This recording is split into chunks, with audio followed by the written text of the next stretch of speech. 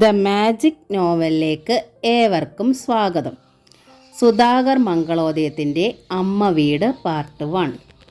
ഈ നോവൽ നിങ്ങൾക്ക് ഇഷ്ടമാകുന്നുണ്ടെങ്കിൽ പ്ലീസ് ഒന്ന് സബ്സ്ക്രൈബ് ചെയ്ത് സപ്പോർട്ട് ചെയ്യണേ. കണ്ണാ, നീണ്ട കരിങ്കൽ പടിക്കെട്ടുകൾക്ക് കീഴ് നിന്നു സുമംഗല ടീച്ചർ മുകളിലേക്ക് കൈ നീട്ടി. നിക്ക് വയ്യാട്ടോ ഈ പടികൾ കയറാൻ, ഒന്ന് എൻ്റെ കൈ പിടിക്കണേ. മുകളിൽ കരുമാടിക്കുട്ടൻ്റെ സങ്കല്പത്തിന് ചേരുന്ന ഒരു 5 വയസ്സുകാരൻ. താഴെ നിന്നുള്ള അപേക്ഷ കേട്ടതും അവൻ ഓടി ഇറങ്ങി വന്നു. ഏതാ മോൻ? ടീച്ചർ ചോദിച്ചു. മറുപടി അറിയാതെ അവനൊന്ന് ചൂളി. എവിടാ അപ്പുവിൻ്റെ വീട്? തേനൂർന്ന സ്വരത്തിൽ അടുത്ത അന്വേഷണം. കുട്ടി ഒരു വശത്തേക്ക് കൈ ചൂണ്ടി. അവിടേക്കൊന്ന് നോക്കിയിട്ട് ടീച്ചർ വീണ്ടും ആരാഞ്ഞു. അമ്മയുടെ പേരെന്താ? പാനുവതി. ഇടറിയ ശബ്ദം.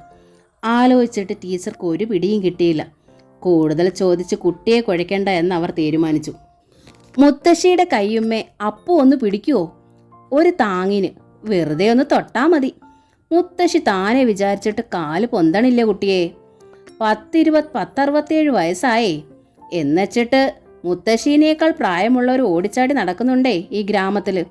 എന്ത് ചെയ്യാം, ഈ മുത്തശ്ശിക്ക് മാത്രം തീരെ വയ്യാണ്ടായി. ഒന്ന് പിടിക്കുക ഈ കയ്യുമ്മേൽ. കുട്ടി മടിച്ച് ടീച്ചറുടെ കയ്യിൽ തൊട്ടു. ആ ഒരു ബലത്തിൽ അവർ അടുത്ത കാലം ഉയർത്തി വെച്ചു. ആഹാ, സന്തോഷത്തിൽ ടീച്ചർ തലയാട്ടി. മോൻ തൊട്ടപ്പോൾ വണ്ടി സ്റ്റാർട്ടായി. അത് കേട്ട കുട്ടിയുടെ ചുണ്ടിൽ നാണം പുരണ്ട ഒരു പുഞ്ചിരി തിരിയിട്ടു. മുകളിലെത്തിയതും ടീച്ചർ ആ മൂർധാവിലൊന്ന് ചുണ്ടമർത്തി. നന്നായി വരൂട്ടോ അപ്പോ. അപേക്ഷിക്കണവരെ സഹായിക്കണ നല്ല മനുഷ്യനായി മോൻ വളർന്നു വരണം. പഠിപ്പിൽ മോശമായോണ്ട് ഒന്നും വരാനില്ല. സമ്പാദ്യത്തിൻ്റെ മടിശീല ചെറുതായതുകൊണ്ടും ഒരു കുഴപ്പവുമില്ല. നല്ല മനുഷ്യനായി വളരണം. അതിനേക്കാൾ വലുതായി ഒന്നുമില്ല ഈ ലോകത്ത്. യാത്ര പറയും പോലെ അവനെ ഒന്ന് തഴുകിയിട്ട് ടീച്ചർ 2 അടി മുന്നോട്ട് വെച്ചു. പിന്നെ ഒരിക്കൽ കൂടി ആ മുഖം ഒന്ന് കാണാൻ ആശിച്ചെന്നോണം കുസൃതി ചിരിയോടെ തിരിഞ്ഞു നോക്കി. പറന്നു മറഞ്ഞതുപോലെ കുട്ടിയെ കാണാനില്ല. മാഞ്ഞുപോയതാണോ കൃഷ്ണ? കണ്ണാ എന്ന് നീട്ടി വിളിക്കാനായി ആഞ്ഞതാണ് ടീച്ചർ. പിന്നെ വിചാരിച്ചു, പടികൾ ഓടിയിറങ്ങി കുട്ടി താഴേക്ക് പോയിട്ടുണ്ടാവും. ഒരു നിമിഷം കൂടി തളർന്നു നിന്നിട്ട് അവർ തിരിഞ്ഞു നടന്നു. ദിവസേന 2 നേരമുള്ള തൊഴിൽ മാറ്റി പിന്നീട് രാവിലെ 1 നേരമാക്കി. അതിപ്പോൾ ആഴ്ചയിൽ 1 ദിവസമാക്കി. ഇനിയിപ്പം മാസത്തിൽ 1 ആക്കുമോ ടീച്ചറെ? ശാന്തിക്കാരൻ തിരക്കി. ശരിയാട്ടോ. പുഞ്ചിരിയിലാണ് ടീച്ചർ തലയാട്ടിയത്. എങ്കിലും പെട്ടെന്ന് ആ കണ്ണുകൾ നിറഞ്ഞു തുളുമ്പി. മാസത്തിലെ വരവും ഒടുവിൽ നിലച്ചൂന്ന് വരും. കാലാടിയാലല്ലേ വരാൻ പറ്റൂ. വാർദ്ധക്യമാവണത് എല്ലാവർക്കും സങ്കടമാണ്. പക്ഷെ ഞാനത് സന്തോഷവും സുഖവുമാക്കി മാറ്റാനുള്ള പുറപ്പാടാ. അയ്യയ്യേ, ശാന്തിക്കാരൻ ചുണ്ടത്ത് വിരലമർത്തി. എൻ്റെ ചോദ്യം ടീച്ചർ സങ്കടത്തിലാക്കി. ഞാൻ അത്ര നിരീക്ഷിച്ചില്ലേ. നോക്കൂ, നിക്കും 50 കഴിഞ്ഞു. അത്ര സമയമൊന്നുമില്ല ഈ പരുവത്തിലെത്താൻ. പക്ഷേ നിക്ക് വയ്യാതായ പെൺകൊട കഴിയാത്ത 3 പെൺകിടാങ്ങൾ കഷ്ടത്തിലാകും. അങ്ങനൊന്നും വരില്ല. കണ്ണിലെ നനവുണങ്ങിയില്ലെങ്കിലും ടീച്ചറുടെ മുഖത്ത് നിലാവ് പോലെ പുഞ്ചിരി വിടർന്നു. ഭഗവാൻ ഇല്ലേ കാക്കാൻ? ഭഗവാന്റെ നേർക്ക് തിരിയണത് ഉള്ളിലെ ആർത്തികൾ കുടഞ്ഞിടാനാവരുതെന്ന് മാത്രം. ഉള്ളതുകൊണ്ട് സന്തോഷിക്കാനുള്ള കരുത്തനായിട്ട് വേണം കൈകൂപ്പൽ. ഞാൻ റിട്ടയർ ആവുമ്പോൾ എല്ലാവരും കരഞ്ഞോണ്ടാണ് യാത്ര അയച്ചത്. ഞാൻ പക്ഷെ ഗേറ്റ് കടന്നത് നിറഞ്ഞ പുഞ്ചിരിയോടെയാണ്. ശ്വാസം നിലയ്ക്കും വരെ എന്തൊക്കെ ചെയ്യാനാവും നമുക്ക്? നടക്കാനാവുമ്പോൾ മറ്റുള്ളവരുടെ കണ്ണീര് തുടയ്ക്കാൻ ശ്രമിക്കണം. ഉരിയാടാനാവും വരെ അവരെന്നെ സന്തോഷിപ്പിക്കാനുള്ള വാക്കുകളെ നാവിൽ നിന്ന് പുറത്തു വിടാവൂ. നാവ് നിലച്ചാലും ബോധം മറവുവോളം നല്ലത് മാത്രം ഓർക്കാൻ ശ്രമിക്കാമല്ലോ നമുക്ക്. ശാന്തിക്കാരന് ഉത്തരമില്ലാതായി. തൊഴുതു മടങ്ങി റോഡിലെത്തിയപ്പോൾ ടീച്ചറെ തൊട്ടുരുമി ഒരു കാർ വന്നു നിന്നു. മുഖപരിചയമുള്ളൊരു ചെറുപ്പക്കാരനായിരുന്നു ഡ്രൈവിംഗ് സീറ്റിൽ. അരികിൽ അയാളുടെ സുന്ദരിയായ ഭാര്യയും. ടീച്ചർ പിന്നിൽ കയറിക്കോളൂ, ഞാൻ ഇല്ലത്തിന് മുമ്പിൽ ഡ്രോപ്പ് ചെയ്യാം. വേണ്ട മോനെ. അങ്ങേയറ്റ സൗമ്യമായാണ് ടീച്ചർ നിരസിച്ചത്. കുറച്ച് ദൂരല്ലേ ഉള്ളൂ. നടക്കാനാവുന്നിടത്തോളം നടക്കാനാ ടീച്ചർക്ക് ഇഷ്ടം. നടക്കാൻ വയ്യാതാവുമ്പോഴേ ഈ സിദ്ധിയുടെ മഹിമ മനസ്സിലാവും. തിരുവനന്തപുരത്തുനിന്ന് ഉണ്ണി വിളിക്കുമ്പോഴെല്ലാം പറയും, അമ്മയ്ക്കൊരു വണ്ടിയും ഡ്രൈവറെ ഏർപ്പാടാക്കാമെന്ന്. ഞാൻ സമ്മതിക്കാഞ്ഞിട്ടാ. കയറ്റം കയറാനേ ഉള്ളൂ എനിക്കിപ്പോൾ പ്രയാസം. ക്ഷേത്ര പടവുകൾ കയറാൻ കാറുണ്ടായിട്ട് കാര്യമില്ലല്ലോ. ഏതാ ഈ അമ്മ? ചെറുപ്പക്കാരൻ്റെ ഭാര്യ ശബ്ദം താഴ്ത്തി തിരക്കി. ഒരു വാക്ക് പറയേണ്ടടുത്ത് 10 വാചകമടിക്കുന്ന നാമൂസുകാരി. കാറിന് സൗകര്യമില്ലാഞ്ഞിട്ടല്ല നടക്കുന്നത് നമ്മളെ അറിയിക്കണം. നടക്കാനാണെങ്കിൽ തീരെ വയ്യാതാനും. കിതയ്ക്കണത് കണ്ടില്ലേ? ആശ്രാമ ഹൈസ്കൂളിലെ പഴയ മ്യൂസിക് ടീച്ചറാ. റിട്ടയറായിട്ട് വർഷങ്ങളായി.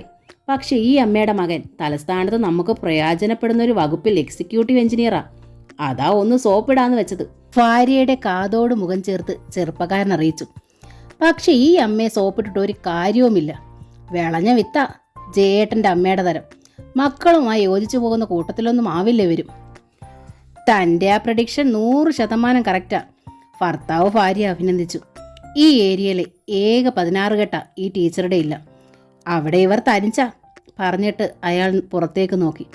ടീച്ചർ നടന്ന് റോഡിൻ്റെ വളവിലെത്തിയിരിക്കുന്നു. അയ്യേ, അവർ സ്ഥലം വിട്ട് കളഞ്ഞല്ലോ. നമ്മളെന്തിനെ ഇനി ഇവിടെ വെയിറ്റ് ചെയ്യുന്നത്? ചെറുപ്പക്കാരൻ കാർ സ്റ്റാർട്ട് ചെയ്തു. ഇല്ലത്തിൻ്റെ പൂമുഖം കടന്നപ്പോൾ സുമംഗല ടീച്ചർക്ക് അടുക്കളയിൽ നിന്ന് എള്ളെണ്ണയിൽ ദോശ മുരിഞ്ഞതിൻ്റെ വാസന കിട്ടി. അവർ അടുക്കളയിലേക്ക് ചെന്നു.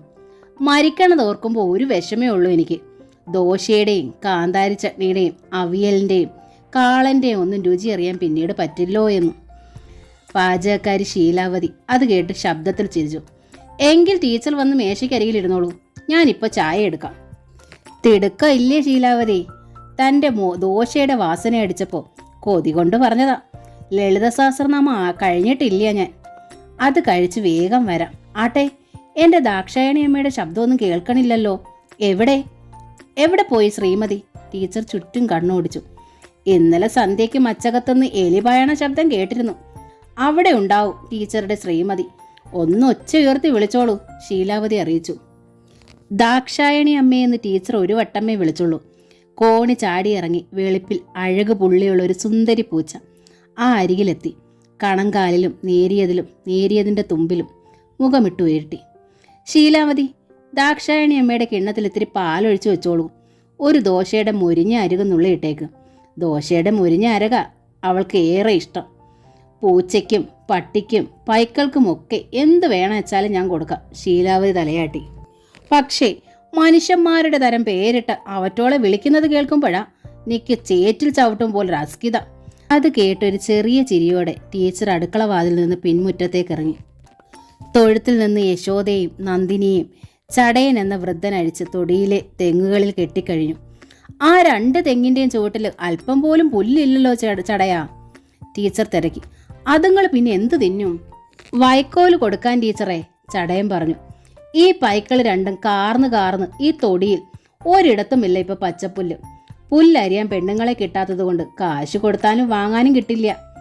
അതിലും കഷ്ടാ എൻ്റെ കാര്യം. എനിക്കും വയ്യാണ്ടായിരിക്കുന്നു ടീച്ചറെ. പയ്യനെ നോക്കാനൊന്നും ഇപ്പോൾ ആളുകളെ കിട്ടാനുമില്ല. എൻ്റെ കാലം കഴിയുമ്പോൾ ഇവറ്റോളെ തൊഴുത്തിൽ നിന്ന് അഴിക്കാൻ പോലും കഴിയാതാവും. അതുകൊണ്ട് ബാക്കി പറയാൻ മടിച്ചാൽ തല ചൊറിഞ്ഞു. എന്താ ചടയാ? ടീച്ചർക്ക് പരിഭ്രമമായി. ഇതിനെ രണ്ടിനെ നമുക്കങ്ങോട്ട് വിൽക്കാം.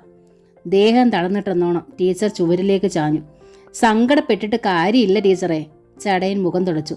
ഈ മിണ്ടാപ്രാണികൾ പട്ടിണി കിടന്നത് ചാവണതിൽ ഭേദമല്ലേ? ഇപ്പൊ ചടയൻ അതുങ്ങൾക്ക് കുറച്ച് വൈക്കോല് കൊടുക്ക്, ടീച്ചർ പറഞ്ഞു. എന്നിട്ട് ശീലാവതിയുടെ അടുത്ത് ചെന്ന് വല്ലതും വാങ്ങി കഴിക്കേ. പൈക്കളെ എന്താ ചെയ്യേണ്ടതെന്ന് ഞാൻ ആലോചിച്ചിട്ട് പറയാം. എൻ്റെ ഉണ്ണിയുടെ പക്കപ്പിറന്നാളായതുകൊണ്ട് തൃക്കയിൽ പോയൊരു പുഷ്പാഞ്ജലി കഴിപ്പിച്ചിട്ട് വന്നതേ ഉള്ളൂ ഞാൻ. നാമം ജപിച്ചിട്ടില്ല ഇനിയും. മെല്ലെ തിരിഞ്ഞപ്പോഴാണ് പിന്നിൽ നിന്ന് ഈണത്തിലുള്ള വിളി. സുമംഗല ടീച്ചറേ. നിറഞ്ഞ കൗതുകത്തിലാണ് ടീച്ചർ തിരിഞ്ഞു നോക്കിയത്. അഴിയിട്ട പിൻവരാന്തയുടെ തെക്കേ കോണിൽ നിന്നാണ് വിളി. ടീച്ചർ കുസൃതി ചിരിയോടെ ഒന്ന് മുഖം ചലിപ്പിച്ചു. എന്താ ഇന്ന് എൻ്റെ അടുത്ത് വരാത്തത്? എന്നോട് പിണക്കാ? മിണ്ടില്ല കേട്ടോ ഞാനിനി. ഷീലു എനിക്ക് ഇതുവരെയും പഴം തന്നില്ല. തെക്കേ കോണിൽ നിന്ന് പരിഭവം മുതിർന്നു. പാൽ പുഞ്ചിരിയോടെ ടീച്ചർ വരാന്തയിൽ തൂക്കിയിട്ടിരിക്കുന്ന ചിത്രപ്പണികളുള്ള കിളിക്കൂടിൻ്റെ നേർക്ക് നടന്നെടുത്തു. അമ്മയുടെ പൊന്നു ശാരിയേക്ക് അമ്മയോട് പിണങ്ങാൻ പറ്റുമോ? വേണ്ട. കൂട്ടിനുള്ളിലെ പനന്തത്തം മുഖം തിരിച്ചു. നിന്റെ ഉണ്ണിമാമയുടെ പക്കപ്പിറന്നാളായിരുന്നടാ ഇന്ന്. ഒന്ന് അമ്പലത്തിൽ പോയി. നടന്ന് തിരിച്ചെത്തിയപ്പോൾ വൈകി. നിന്നെ കാണാനായ പിന്നാമ്പുറത്തേക്ക് വന്നത്. കിളി വിൽക്കണമെന്ന് ചടയൻ പറഞ്ഞപ്പോൾ വന്ന കാര്യം തന്നെ ഞാൻ മറന്നു. മോളു ഇങ്ങോട്ട് നോക്കൂ. ഇരുമ്പഴിയിൽ കൂടെ വിരൽത്തുമ്പ് നീട്ടി ടീച്ചർ ആ വളഞ്ഞ കൊക്കിൽ പിടിച്ചു തൻ്റെ നേർക്ക് തിരിച്ചു. അമ്മയ്ക്ക് നീ കഴിഞ്ഞിട്ടല്ലേ ആരുമുള്ളൂ? തത്ത പെട്ടെന്ന് ഉത്സാഹത്തോടെ കിലി ചിലച്ചു. ദോശ ചുട്ട് കഴിഞ്ഞാലുടനെ ഷീലു എൻ്റെ അമ്മൂന് പഴം കൊണ്ടു തരൂട്ടോ. അമ്മ നാമം ജപിച്ചിട്ട് വരാം. ഈ കിളിയുടെ പേച്ച് ശരിക്കും മനുഷ്യന്മാരോട് എന്തി. കാതിൽ വീഴുന്നതൊക്കെ നിമിഷ നേരം കൊണ്ട് പഠിച്ചെടുക്കുന്നുണ്ടത്. മുറ്റത്തു നിന്ന് ചടയൻ പറഞ്ഞു. 2 ആണ്ട് മുമ്പ് തെങ്ങിന്റെ പൊത്തിന്ന് കാക്ക കൊത്തിയിട്ട ഈ കിളിക്കുഞ്ഞിനെ കണ്ടപ്പോൾ ചത്തൂന്നാ ഞാൻ വിചാരിച്ചേ. പപ്പും പൂടയും പോലും വന്നിട്ടില്ല. ഒരിത്തിരി മാംസപിണ്ടം. ഇപ്പോൾ അതിന്റെ വായിന്ന് വരണത് കേട്ട മൂക്കത്ത് വിരൽ വെക്കാത്തതാരാ? മനുഷ്യന്റെ ആത്മാവാ ചടയ അതിൻ്റെത്. ഏതോ രാജകുമാരിയുടേതായിരിക്കാം. ശാപം കിട്ടി ഈ ജന്മം കൂട്ടിലായി. ടീച്ചർ അകത്തേക്ക് നടന്നു. നാമജപവും പ്രാതലും കഴിഞ്ഞപ്പോഴേക്കും ഞായറാഴ്ചകളിൽ മാത്രം സംഗീത പഠനത്തിന് എത്താറുള്ള 3 പെൺകുട്ടികളും ഒരു പയ്യനും തെക്കിനിറയത്ത് വന്ന് ഇരുന്നു കഴിഞ്ഞു. പാടിക്കൊണ്ടിരിക്കുമ്പോൾ എന്തിനോ ടീച്ചറുടെ തൊണ്ടയിടറി, കണ്ണുകൾ തുളുമ്പി. എന്തു പറ്റി ടീച്ചറെ? രവി എന്ന പയ്യൻ തിരക്കി. ഇവിടെ പൈക്കളെ മേയ്ക്കണ ചടയന് വയ്യാതായിരിക്കണു കുട്ടാ. 90 കഴിഞ്ഞെന്ന അയാൾ പറഞ്ഞത്. അധ്വാനിച്ച് വളർന്നാണത്രേ ഇപ്പോഴും ജീവിച്ചിരിക്കുന്നത്. ഇനി വയ്യ പോലും. കുട്ടികൾ സമ്മതിക്കണില്ല അത്രേ. കുറേ കാലമായി പറയാൻ തുടങ്ങിയിട്ട്. എന്നോട് അലിവ് വിചാരിച്ച് നിൽക്കുക. പകരം ആളെ കിട്ടാനില്ലാത്തത് കൊണ്ട്. പൈക്കളെ വിൽക്കണതോ നല്ലതെന്നാ ഇന്ന് അദ്ദേഹം നിർബന്ധം പറഞ്ഞിരിക്കുന്നത്. എൻ്റെ യശോദയും നന്ദിനിയും കാണാതെ ഞാൻ എങ്ങനെയാ ജീവിക്കുക? പെൺകുട്ടികൾ പരസ്പരം നോക്കി. ഒടുവിൽ സാരമതി എന്ന കുട്ടി പറഞ്ഞു, വിൽക്കണ്ട ടീച്ചറെ. വളർത്താൻ കഴിയണ ആർക്കെങ്കിലും കൊടുക്കൂ. അടുത്തുള്ളവരായാൽ വല്ലപ്പോഴും ചെന്ന് കാണാമല്ലോ. ടീച്ചറുടെ മുഖം ഒന്ന് തെളിഞ്ഞു. അതല്ലാതെ മാർഗമുണ്ട് ടീച്ചറെ, രവി അറിയിച്ചു. രാവിലെ വൈകുന്നേരം അഴിച്ചു കെട്ടിയാൽ മതിയെങ്കിൽ ഞാൻ വന്ന് ചെയ്തു തരാം. വൈക്കോലും വെള്ളവും ഒക്കെ ശീലാവതി അമ്മ കൊടുത്തോളുമല്ലോ. ശീലാവതി കൊടുത്തില്ലേച്ചാലും ഞാൻ കൊടുക്കും. ടീച്ചർക്ക് ഉത്സാഹമായി. അഴിച്ചു കെട്ടാൻ മാത്രമേ എനിക്ക് പ്രയാസമുള്ളൂ. യശോദ വലിച്ചോണ്ടോടും. നന്ദിനി പക്ഷെ പഞ്ചപാവ. തുടർന്ന് ടീച്ചറും ശിഷ്യരും ചേർന്ന് സന്തോഷമായി പാടി. പക്ഷെ പല്ലവി കഴിഞ്ഞതും ഓർമ്മ മുറിഞ്ഞതുപോലെ ടീച്ചർ ചെന്നിയിൽ കൈത്തലം അമർത്തി ആലോചിച്ചിരുന്നു പോയി. അനുപല്ലവി കിട്ടുന്നില്ല. കുട്ടികൾ പരസ്പരം കണ്ണോടിച്ചു. പിന്നെ സാരമതി തന്നെയാണ് അനുപല്ലവി ഓർമ്മപ്പെടുത്തിയത്. അപ്പോൾ അനില പറഞ്ഞു, കഴിഞ്ഞ ആഴ്ച ഞങ്ങളെ കേൾപ്പിക്കാൻ അലയപ്പായത് പാടുമ്പോഴും ടീച്ചർക്ക് മെമ്മറി ബ്രേക്ക് ഉണ്ടായി. ഉറക്കത്തിൽ നിന്ന് വിളിച്ചുണർത്തി ആവശ്യപ്പെട്ടാലും ഏത് പാട്ടും പാടുന്ന ആളല്ലേ ടീച്ചർ. വയസ്സായില്ലേ മക്കളെ? പുഞ്ചിരിയോടെ ടീച്ചർ തുടയിൽ താളമിട്ടു. എന്നാലും ടീച്ചറുടെ മകൻ വരുമ്പോൾ ഒരു ഡോക്ടറെ കാണാൻ മറക്കണ്ട, നിദ്ര അറിയിച്ചു. അതുകൊണ്ട് ദോഷമൊന്നും വരാനില്ലല്ലോ. നിദ്ര പറഞ്ഞു നിർത്തിയതേയുള്ളൂ. 16 കെട്ടിന്റെ പൂമുഖമുറ്റത്ത് ഒരു കാർ വന്നു നിന്ന ശബ്ദം കേട്ടു. തെക്കിനിയുടെ കിഴക്കേ ജനാലയിലൂടെ വന്നു നിന്ന വണ്ടി ടീച്ചർക്ക് കാണാനായി. ഡോർ തുറന്ന് ഇറങ്ങണ ആളെയും സന്തോഷം കൊണ്ട് ആ മുഖം വിങ്ങി. എൻ്റെ ഈശ്വരാ, എൻ്റെ ഉണ്ണി. നിദ്രക്കുട്ടിയുടെ നാവ് പൊന്നായിരിക്കണം. അടുത്തെങ്ങും വരുമെന്ന് ഞാൻ നിരീക്ഷിച്ചതേയല്ല. അതോടെ ശിഷ്യരുടെ കണ്ണുകളും ജനാല വഴി പൂമുഖമുറ്റത്തേക്ക് തിരിഞ്ഞു. ടീച്ചറോടൊപ്പം അവരും എഴുന്നേറ്റു. ഇന്നിനി ക്ലാസ് വേണ്ട ടീച്ചർ, രവി പറഞ്ഞു. ഞങ്ങൾ അടുത്ത ആഴ്ച വരാം. വേണ്ട കുട്ടാ, ടീച്ചർ തടഞ്ഞു. 1 മണിക്കൂർ കൂടി ഞാൻ നിങ്ങൾക്ക് എന്തേലും പറഞ്ഞു തരാം. പ്രശാന്ത് വൈകുന്നേരമേ പോകത്തുള്ളൂ. എന്നാലും മകനിരിക്കുമ്പോൾ ടീച്ചറുടെ മനസ്സ് ഞങ്ങളോടൊപ്പം നിൽക്കില്ല, അനുജി വാദിച്ചു. ഞങ്ങൾ അടുത്ത ഞായറാഴ്ച വന്നോളാം. സാരമതി ഒഴിച്ചുള്ളവർ പൂമുഖത്തുകൂടി പുറത്തേക്ക് നടന്നു. ആര് വന്നാലും പോയാലും ഞായറാഴ്ചകളിലെ എൻ്റെ ഉച്ചയൂണ് ടീച്ചറിനോടൊപ്പമാ. സാരമതി കണ്ണിറുക്കി. അത് ഞാൻ തെറ്റിക്കില്ല. പ്രശാന്ത് സാറിന് വേണ്ടി എന്തെങ്കിലും സ്പെഷ്യൽ ഉണ്ടാക്കാൻ ഞാൻ ശീലാവതി അമ്മയോട് പറയാം. സംഗീത പുസ്തകങ്ങളും നോട്ട്ബുക്കുകളും ഷോൾഡർ ബാഗിലാക്കിക്കൊണ്ട് അവൾ അടുക്കള ഭാഗത്തേക്ക് നീങ്ങി. നേരിയതിൻ്റെ തുമ്പുകൊണ്ട് മുഖമൊപ്പി ടീച്ചർ പൂമുഖത്തേക്ക് കാല് വെച്ചപ്പോൾ പ്രശാന്ത് ഒതുക്കൽ കയറി അമ്മയ്ക്കരികിലെത്തി. എന്തേ, ഇന്നലെ രാത്രി അമ്മയെ സ്വപ്നം കണ്ടോ? അമ്മ തിരക്കി. അതുകൊണ്ടല്ല, മകൻ ചമ്മലിൽ മന്ദഹസിച്ചു. ഒരാഴ്ചയായി വരണമെന്ന് തീരുമാനിച്ചിരുന്നതാ. ഇന്ന് നിന്റെ മാസപ്പിറന്നാളാ. വരൂന്നറിയിച്ച അമ്മ ഒരു പാൽപ്പായസം ഉണ്ടാക്കി വെച്ചേനെ. വിളിച്ചതാ ഞാൻ. റിങ് ചെയ്യണതല്ലാതെ എടുക്കുന്നേയില്ല. 2 ആഴ്ചയായി ഫോൺ കേടാ. അടുത്ത വീട്ടിൽ നിന്ന് വിളിച്ചു പറഞ്ഞിട്ടും ആരും വന്നില്ല.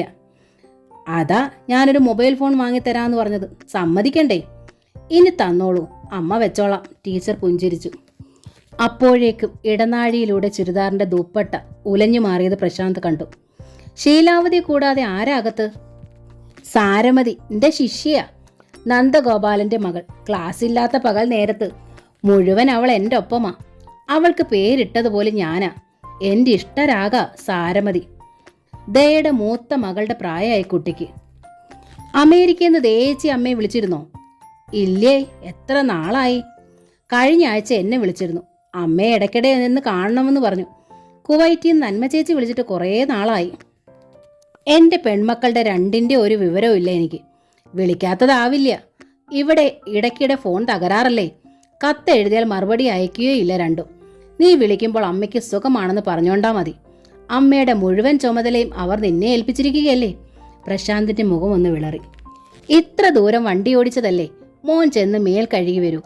അമ്മ ഇത്തിരി പപ്പടം കാച്ചാൻ പറയാൻ ഷീലുവിനോട്.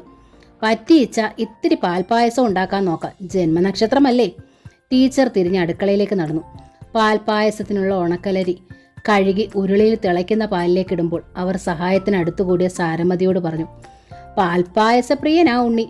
ഗുരുവായൂർ കൊണ്ടുപോയി ചോറ് കൂട്ടിയത് കൊണ്ടാണെന്നാ അവൻ്റെ അച്ഛൻ പറഞ്ഞത്. പെട്ടെന്ന് ടീച്ചറുടെ മുഖം മങ്ങി. അച്ഛനും പാൽപ്പായസം വലിയ ഇഷ്ടമായിരുന്നു.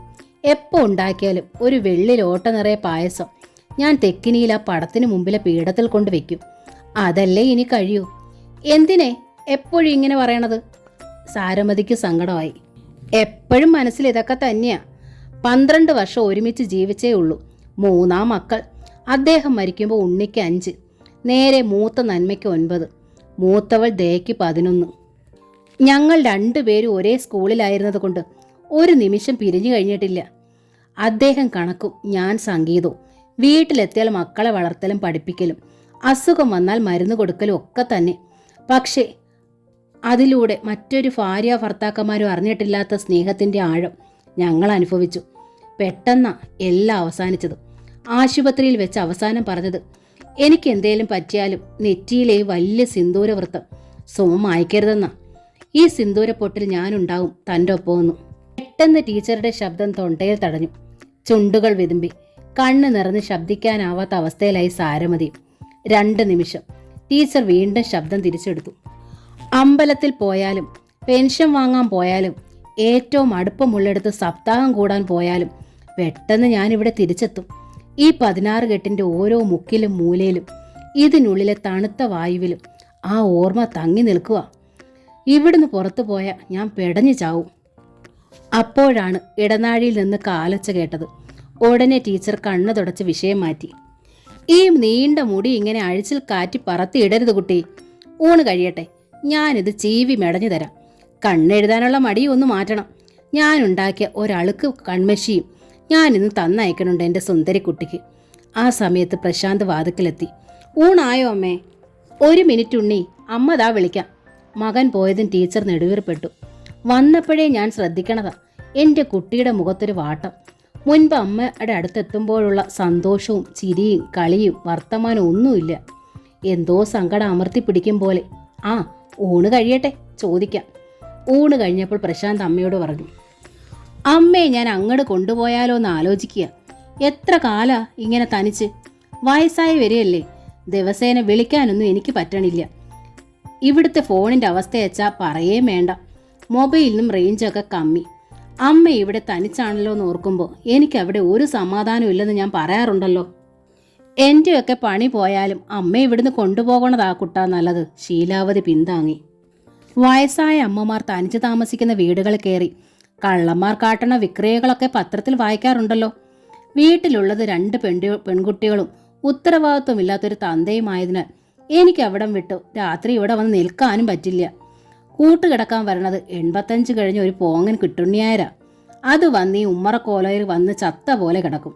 അതിനെ ആരേലും എടുത്തോണ്ട് പോയാലും അറിയില്ല. കുരയ്ക്കാനൊരു നായയുണ്ടെന്ന് വെച്ച് അക്രമികൾക്കത് പ്രശ്നമാണോ?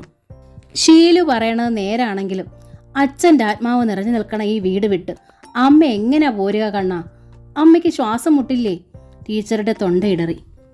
ഈ 16 കെട്ട് പൊളിച്ച് കൊച്ചു വീട് പണിയാനാ ദേശത്തുള്ളവർ പറയണതെങ്കിലും പുതിയ പഞ്ചായത്ത് പ്രസിഡന്റ് വന്ന് കണ്ടിട്ട് പറഞ്ഞത് മറിച്ച. 100 നൂറ്റാണ്ട് പഴക്കമുണ്ടെങ്കിലും വൃത്തിയായി സൂക്ഷിക്കണ ഈ വീട് പൊളിക്കുകയോ വിൽക്കുകയോ ആൾപ്പാർപ്പില്ലാതെ ഉപേക്ഷിക്കുകയോ ചെയ്യാതെ നിത്യസ്മാരകമായി സൂക്ഷിക്കണമെന്ന്. ഇത്ര ഭംഗിയിലും ഈടിലും മരപ്പണികൾ ചെയ്തൊരു വീട് കേരളത്തിൽ വേറെ ഇല്ലെന്നും. നേരാവാം, പ്രശാന്ത് തലയാട്ടി. പക്ഷേ അവിടെ നഗരഹൃദയത്തിൽ ഞങ്ങൾ വാങ്ങിയ 10 സെന്റിന് വില എത്രയാണെന്ന് അമ്മയ്ക്കറിയാവോ? 1 കോടിയായെന്ന് മോൻ ഒരിക്കൽ പറഞ്ഞുല്ലോ.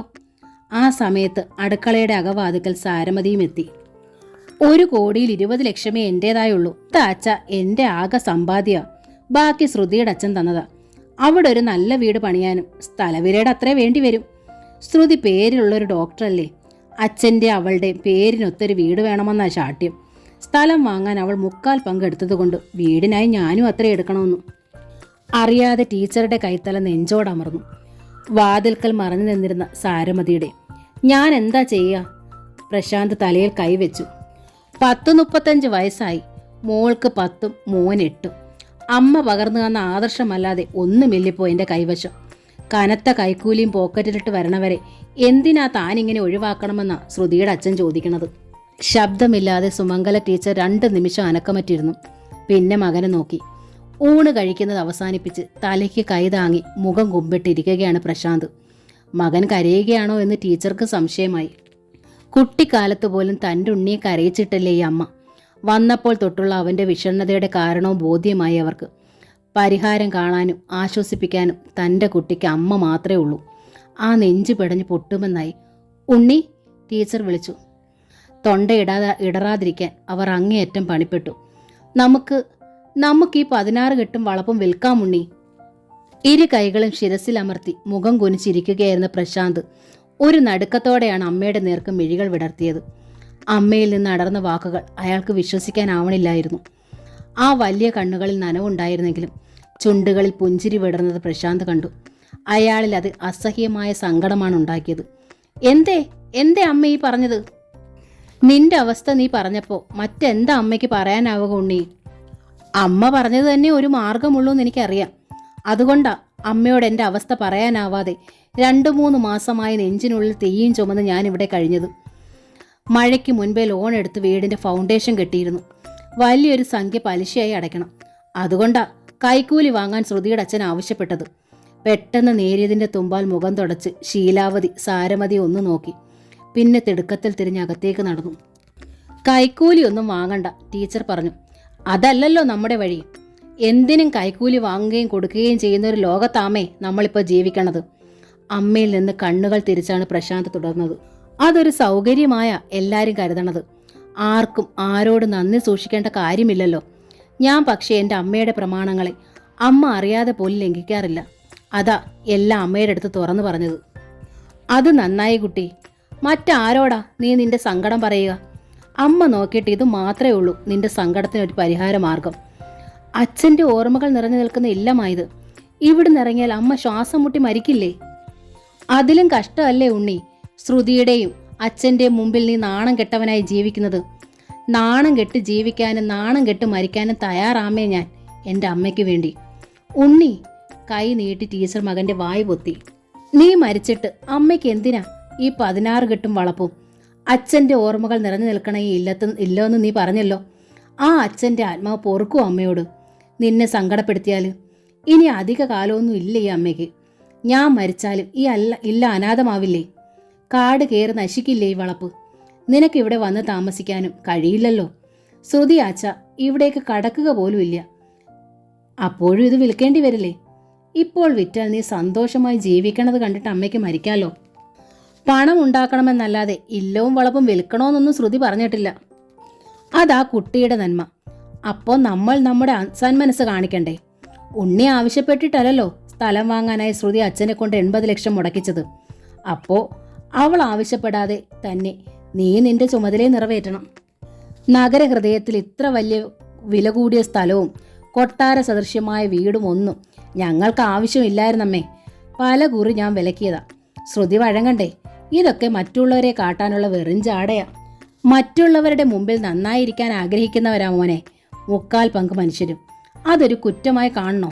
നല്ല വീട്, നല്ല വസ്ത്രങ്ങൾ, നല്ല വിദ്യാഭ്യാസം, നല്ല ആഹാരം, ഇങ്ങനെയൊക്കെയല്ലേ ആഗ്രഹങ്ങൾ വളരുക. അതിനെ ഒന്നും എൻ്റെ ഉണ്ണി ചോദ്യം ചെയ്യണ്ട. ശ്രുതിക്ക് വിഷമമാവും. നിങ്ങൾ തമ്മിൽ പിണങ്ങിയാൽ കുട്ടികളെ അത് ബാധിക്കും. അതൊന്നും പാടില്ല. അമ്മ സന്തോഷമായി വന്ന് ഒപ്പിടാം. ഇന്ന് വെച്ചാ ഇന്ന്.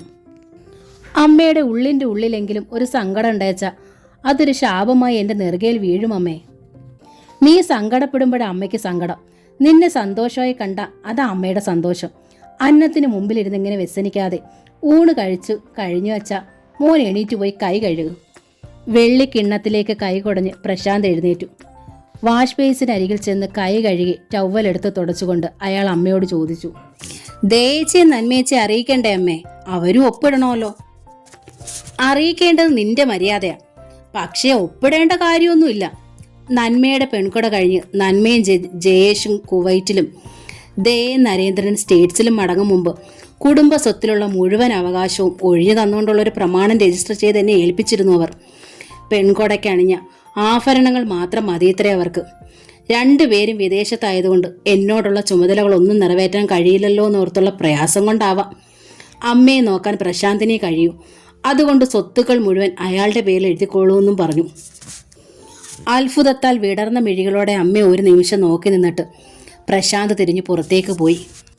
ടീച്ചർ തിരികെ അടുക്കളയിലെത്തിയപ്പോൾ താടിക്ക് കയ്യും താങ്ങി നിലത്ത് കുത്തിയിരിക്കുകയാണ് ശീലാവതി. ചുവർ ചാരി കയ്യും കെട്ടി സാരമതി. നിങ്ങൾക്കാർക്കും ഇന്ന് ഉച്ചയൂണ് വേണ്ടേ? ടീച്ചർ തിരക്കി. വേണ്ടാന്നായിരുന്നു വെച്ചാ ഉണ്ണിയോടൊപ്പം ഞാൻ കഴിച്ചേനേല്ലോ. കഴിക്കായിരുന്നില്ലേ ഉണ്ണിയോടൊപ്പം? ശുണ്ടിയിൽ ശീലാവതി എഴുന്നേറ്റു. എപ്പോഴാ പ്രമാണം എഴുതി രജിസ്റ്റർ ചെയ്യാൻ പോകുന്നത് ഉണ്ണിക്ക്? ഇനി സ്ഥിരമായോ ഒപ്പം കൂടാലോ ടീച്ചർക്ക്. ഞങ്ങളെ ആരെ ഇനി മേലിൽ കാണുകയും വേണ്ട. ഇവിടുന്ന് കൊണ്ടുപോയിക്കോളൂന്ന് ഞാൻ പറഞ്ഞത് തനിച്ചുള്ള പാർപ്പ് കണ്ടിട്ടാ. വല്ല കൊള്ളക്കാരും കയറി ഉപദ്രവിച്ചാലോ എന്ന് പേടിച്ച്. അതിന് ബദലായാണോ ഇപ്പൊ വിൽക്കാൻ പോണത്? പയ്യനെ വിൽക്കണമെന്ന് പറയുമ്പോൾ കരയണ ആള് സന്തോഷമായി ഈ പടിയിറങ്ങി പോവുമോ? ടീച്ചർ മിണ്ടിയില്ല. നീചന ഈ കുട്ടൻ. ശീലാവതി പല്ലുറുമി. ഒരിക്കലും ഞാനിങ്ങനെ വിചാരിച്ചിരുന്നില്ല. അകത്തുള്ള ആളിന്റെ അടിമ അച്ചിക്കോന്തെന്നാ ഞങ്ങൾ പറയാ. ഷീലു, ടീച്ചർ ശാസിച്ചു. ഇല്ലം വിൽക്കണമെന്ന് എൻ്റെ കുട്ടി പറഞ്ഞിട്ടില്ല. ആ കുട്ടിയും പറഞ്ഞിട്ടില്ല. അവരുടെ അവസ്ഥ അറിഞ്ഞപ്പോൾ ഞാനാ പറഞ്ഞത്. അതെ, അമ്മ അങ്ങനെ പറഞ്ഞപ്പോൾ ഈ കുട്ടൻ നല്ലവനായിരുന്നു വെച്ചാ എതിർക്കാമായിരുന്നില്ലേ? എൻ്റെ അമ്മയെ സങ്കടപ്പെടുത്തിക്കൊണ്ട് കോടികൾക്കൊരുടെ ഒരു വീട് വേണ്ടാന്ന് വേളിയുടെ ആർത്തിയും നമ്പൂതിരിയുടെ നിസ്സഹായതയും ഇവിടെ വന്ന് വിളമ്പിയത് തന്നെ ഇല്ലോം വളപ്പും വിൽക്കാനാവുമെന്ന് അമ്മയെ കൊണ്ട് ഇങ്ങോട്ട് പറയിക്കാനുള്ള അടവായിരുന്നു ടീച്ചറെ. ആ വേളിയേക്കാളും വേളിയുടെ അച്ഛനേക്കാളും സമർത്ഥന ടീച്ചറുടെ ഉണ്ണി. ഒരു നിമിഷത്തേക്ക് ടീച്ചർക്ക് ഉത്തരം മുട്ടി. പിന്നെ തളർന്ന സ്വരത്തിൽ അറിയിച്ചു. ഇന്നത്തെ ചെറുപ്പക്കാരുടെ കാര്യങ്ങളൊന്നും നിനക്കറിയാഞ്ഞാ ശീലാവതി. ഈ ചിറ്റിലശ്ശേരിക്ക് അപ്പുറത്തെ ലോകം നീ കണ്ടിട്ടില്ലല്ലോ. കാലത്തിനൊത്തല്ലേ കോലം വരയ്ക്കേണ്ടത്. നാട് ഓടുമ്പോ നടുവേ എന്നല്ലേ. നടുവേ ഓടിയാ നടുവും കുത്തി വീണെന്ന് വരും. പെട്ടെന്ന് ടീച്ചർ സാരമതിയുടെ നേർക്ക് തിരിഞ്ഞു. കുട്ടി വരൂ, നമുക്ക് ഊണ് കഴിക്കാം. വരാം, പക്ഷെ ടീച്ചർ ഇനിയും കരയണത് കാണരുത്.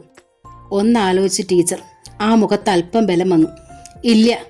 എന്നിട്ട് ശീലാവതിയുടെ നേർക്ക് കൈ ചൂണ്ടി. ഇവിടെ നടന്നൊന്നും പുറത്ത് മനുഷ്യൻ അറിയരുത്, പറഞ്ഞേക്കാം. ഹേയ്, ഞാനിതിപ്പോ പത്രത്തിൽ കൊടുക്കാൻ പോവാ. ദേഷ്യപ്പെട്ട് ശീലാവതി ഊണുമുറിയിലേക്ക് നടന്നു. മേശയിൽ പാത്രങ്ങൾ എടുത്ത് നിരത്തി. ചോറും കറികളും വിളമ്പി. ആരും പരസ്പരം ഉരിയാടിയില്ല. ഊണ് കഴിഞ്ഞതും സാരമതി മടങ്ങാനൊരുങ്ങി. ഇന്നെന്താ നേരത്തെ? ടീച്ചർ തിരക്കി. പ്രശാന്ത് ഉള്ളത് കൊണ്ടാണോ? അവൻ പോയ ശേഷം പോയാൽ മതി കുട്ടി. ഇനി അടുത്ത ഞായറാഴ്ചയല്ലേ എനിക്ക് നിന്നെ കിട്ടൂ. അടുത്ത ഞായറാഴ്ച വരുമ്പോൾ ഉണ്ടാവുമോ ഇവിടെ? അതെന്താ, കൂടും തകർത്ത് പറക്കുമോ ഞാൻ? എന്നാലും ഇനി എത്ര ഞായറാഴ്ചകൾ കൂടി ഈ മുഖം എനിക്ക് കാണാൻ കിട്ടുമെന്നൊന്ന് അറിഞ്ഞാൽ കൊള്ളാമായിരുന്നു. ഉണ്ണിയോട് ചോദിച്ചിട്ട് ഞാൻ പറയാം. ഏതായാലും വിൽപ്പന അത്ര വേഗം നടക്കണമെന്നില്ല. എന്നാലും ടീച്ചർ എത്ര വേഗം മാറി. ആ മുഖത്തേക്ക് സാരമതി അത്ഭുതത്തിൽ നോക്കി. ടീച്ചറുടെ ഭാവം പകർന്നു. നമ്മൾ നമ്മളെക്കുറിച്ച് മാത്രം ചിന്തിക്കുമ്പോഴാണ് നമ്മുടെ തീരുമാനങ്ങളിൽ തന്നെ നമ്മൾ കടിച്ചു തൂങ്ങുക. മറ്റുള്ളവരുടെ സ്ഥാനത്ത് നിന്ന് ചിന്തിക്കാൻ നമ്മൾ ശീലിച്ചാൽ വളരെ എളുപ്പം നമ്മൾ മാറും കുട്ടി. അവസാന വാക്യത്തിൽ ആ ശബ്ദമൊന്നിടറി. മകനെ തേടി ടീച്ചർ മറുപുറത്തെത്തിയപ്പോൾ ചാവടിയിലെ ആട്ടുതൊട്ടിൽ കിടന്ന് മയങ്ങുകയാണ് പ്രശാന്ത്. ശബ്ദമുണ്ടാക്കാതെ അവർ കട്ടിലിനരികിലെ പഴയ ചൂരൽ സെറ്റിയിലിരുന്നു. അമ്മയുടെ ഗന്ധം അറിഞ്ഞിട്ടെന്നോണം പ്രശാന്ത് പെട്ടെന്ന് കണ്ണു തുറന്നു. പിന്നെ കട്ടിലിൽ എഴുന്നേറ്റിരുന്നു. വീണ്ടും വന്നത്ര ദൂരം ഡ്രൈവ് ചെയ്യണ്ടല്ലോ എന്നോർത്ത് ഒന്ന് മയങ്ങാൻ നിരീച്ചത്. അവിടെ എത്തുമ്പോൾ ഏതായാലും രാത്രി വൈകും. നീ ഇത്ര ദൂരം തനിച്ച് ഡ്രൈവ് ചെയ്തണല്ലോ എന്ന് ഓർക്കുമ്പോൾ എനിക്കൊരു സമാധാനം ഇല്ല കുട്ടി. ട്രെയിന് വന്ന് പോകാമായിരുന്നു നിനക്ക്. അത് ഇതിലും ബുദ്ധിമുട്ടാമേ. ഡ്രൈവിങ്ങിനിടെ ഉറക്കം വന്നാലേ പ്രശ്നമുള്ളൂ. സ്ഥലം വിൽപ്പന എളുപ്പം നടക്കുമോ? നടന്നാലേ പ്രയോജനമുള്ളൂ. പ്രശാന്ത് പുഞ്ചിരിക്കാൻ ശ്രമിച്ചു. അവിടെ റിയൽ എസ്റ്റേറ്റ് സ്ഥാപനം നടത്തുന്ന ഒരു ഫ്രണ്ട് എനിക്കുണ്ട്. അയാൾക്ക് ഇവിടെ പാലക്കാട്ടും ബ്രാഞ്ച് ഉണ്ടെന്ന് പറഞ്ഞിരുന്നു. വീടും വളപ്പം വിൽക്കാമെന്ന് അമ്മ പറഞ്ഞ ഉടൻ ഞാൻ അയാളെ ഒന്ന് വിളിച്ചിരുന്നു. മെയിൻ റോഡ് ഫ്രണ്ട് ആയതുകൊണ്ട് എളുപ്പം കച്ചവടം നടക്കാമെന്ന കക്ഷി പറഞ്ഞത്. എന്നാലും 8 ഏക്കർ ഒരുമിച്ച് വാങ്ങാൻ ഒരാളെ കിട്ടുക വിഷമമാവും. നമുക്ക് പറ്റിയൊരു പാർട്ടി അയാളുടെ കൈവശം ഉണ്ടത്രേ. ഏതായാലും ഞാൻ നേരിൽ കണ്ടൊന്ന് സംസാരിക്കട്ടെ. കച്ചവടം കഴിഞ്ഞാലുടൻ ഞാൻ ഇവിടുന്ന് ഇറങ്ങി മാറേണ്ടി വരില്ലേ? നിയന്ത്രണം വിട്ട് അമ്മയുടെ കണ്ണുകൾ നിറയുന്നത് പ്രശാന്ത് കണ്ടു. ആട്ടുകട്ടിൽ നിന്നിറങ്ങി അയാൾ മറ്റൊരു ചൂരൽ സെറ്റി എടുത്ത് ടീച്ചറുടെ അരികിൽ വന്നിരുന്നു. എന്നിട്ട് ആ വലത് കൈ എടുത്ത് തൻ്റെ കൈക്കുള്ളിൽ വെച്ചു. നമ്മുടെ വീട് പണി പൂർത്തിയാകും വരെ അമ്മയ്ക്ക് ഇവിടെ താമസിക്കാനുള്ള നിബന്ധന വെച്ച് ഞാൻ വീട് സ്ഥലവും വിൽക്കൂ. പക്ഷേ വലിയ വീടാകുമ്പോൾ പണിക്ക് താമസമുണ്ടാവില്ലേ? ഇല്ല, ഒരു 2 മാസം. ആർക്കിടെക്റ്റും എഞ്ചിനീയറും വീട്ടുടമയും എല്ലാം ഞാനല്ലേ. എൻ്റെ അമ്മയുടെ സങ്കല്പത്തിന് ചേരുന്നൊരു വീടായിരിക്കും അത്. അമ്മയ്ക്ക് അവിടെ എല്ലാ സന്തോഷവും ഉണ്ടാവും. വീടിൻ്റെ പ്രധാന അറയിൽ അച്ഛൻ്റെ പടം മാല ചാർത്തി വെച്ചിരിക്കും. നമ്മുടെ കുന്നുമ്മേൽ തൃക്കയിലെ കൃഷ്ണൻ്റെ ചിത്രമായിരിക്കും നമ്മുടെ കൊച്ചു ശ്രീലകത്തുണ്ടാവുക. പോരെ? ചുണ്ടുകൾ വെതുമ്പിയിട്ട് സുമംഗല ടീച്ചർ ശബ്ദിക്കാനായില്ല. അമ്മയെ പ്രശാന്ത് തന്നോട് ചേർത്ത് പിടിച്ചു. സുധാകർ മംഗളോദയത്തിൻ്റെ അമ്മ വീട് എന്ന നോവലിൻ്റെ ഈ ഭാഗം ഇവിടെ പൂർണ്ണമാവുകയാണ്. അടുത്ത ഭാഗം ഉടൻ